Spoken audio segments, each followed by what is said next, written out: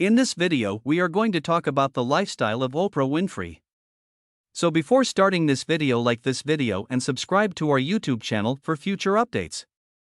Oprah Winfrey, who was named one of Forbes' richest self-made women in America, has come a long way since she was born into poverty in Mississippi to a single teenage mother.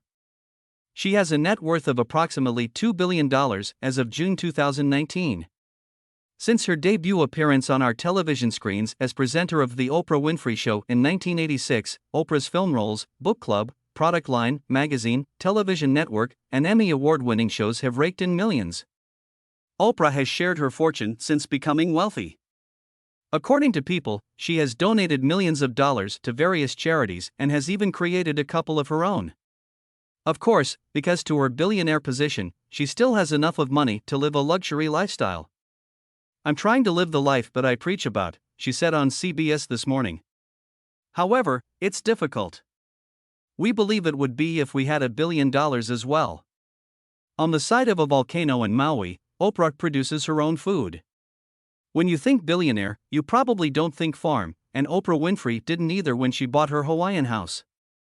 "I knew it had been farmland in the past," she explained on her website, "but I couldn't seriously envision maintaining that tradition." Oprah decided it was in her best interest to grow fresh food for herself and her community right from her vacation home after learning that Hawaii imports around 90% of its food.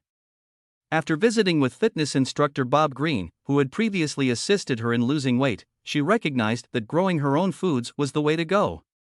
"Because of the pesticides used, the majority of our food is deficient in essential nutrients," according to Green. Oprah realized that growing her own food would give her more control, so she began to construct her farm in the most massive way possible on the side of a dormant volcano 4,000 feet above sea level. Over 100 different fruits, vegetables, and herbs are grown on her property. In 2013, Oprah revealed, "We're already producing 145 pounds of food each week." Oprah disliked waiting at airports, so she purchased a private jet. Traveling consumes a significant amount of time. You must arrive at the airport hours ahead of schedule, queue, and occasionally deal with the worst part, layovers. Oprah Winfrey was tired of traveling after years of it and an altercation with a fan at a terminal. "I went to the phone and called my lawyer and told him, 'I'm going to do it,' and he said, 'I'm going to get the plane,'" she told The Hollywood Reporter. "This is going to be my last 4-hour layover at Chicago O'Hare Airport." So, in 1991, she said goodbye to commercial aviation and wrote a $25 million check for her first private plane in full, because Oprah said she despises dealing with finances. She's been traveling in style ever since. It was the best luxury she'd ever invested in, according to Edward Ninful, editor-in-chief of British Vogue, and we'd have to agree. Because that implies you could be in New York one minute and then decide, "No, Edward, I believe I'll travel to London," the next. "I'll fire it there." Oprah's vacation home is described as soft cashmere. Oprah Winfrey's friend and property manager was worried that someone would buy a piece of Hawaiian land with a beautiful ocean view and turn it into condos. This prompted Oprah to purchase the entire 163-acre property and construct a home for herself. Oprah once stated of the estate, "It feels like a wonderful blanket. It's a nice cashmere one. It appears to be quite costly." This was one of Oprah's many vacation houses, and she engaged designers to turn it into the bespoke, charming home of her dreams. Oprah's decorator, Ellie Coleman, said, "Oh, the Oprah magazine, she already has a large home in Santa Barbara. This seems to go back to something real and personal. For her and 2 or 3 pals, it's a fantastic house." That appears to be exactly what Oprah had in mind when she bought the house. She bought 5 electric scooters after seeing one she loved. "I needed it in every hue," she told CBS This Morning, "so that when people come to see me in Hawaii, we would have the bikes.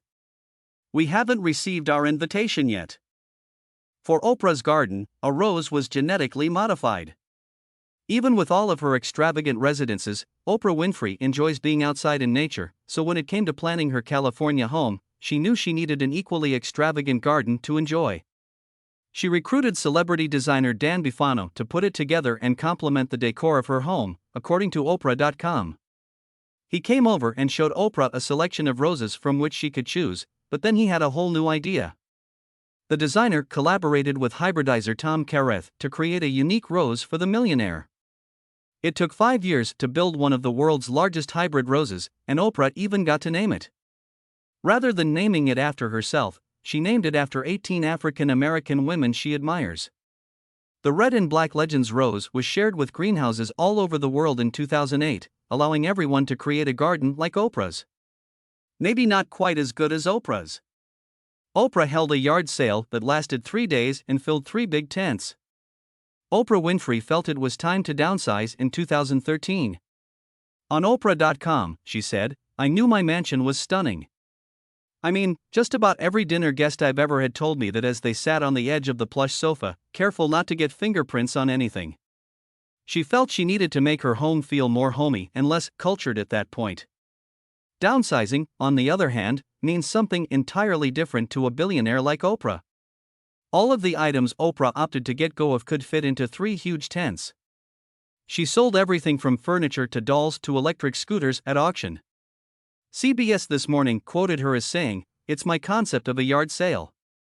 According to CBS This Morning, Oprah's yard sale brought in over $600,000, but she didn't keep any of it. She didn't need the money herself, but she knew someone who did. The entire sum was donated to the Oprah Winfrey Leadership Academy for Girls, which she founded in South Africa. In her backyard, Oprah has a private tea house. Oprah Winfrey decided she needed a cutting room after planting 600 rose bushes on her California home. "I'm going to want this room for myself," she revealed to the Oprah magazine when it was being erected in 2003.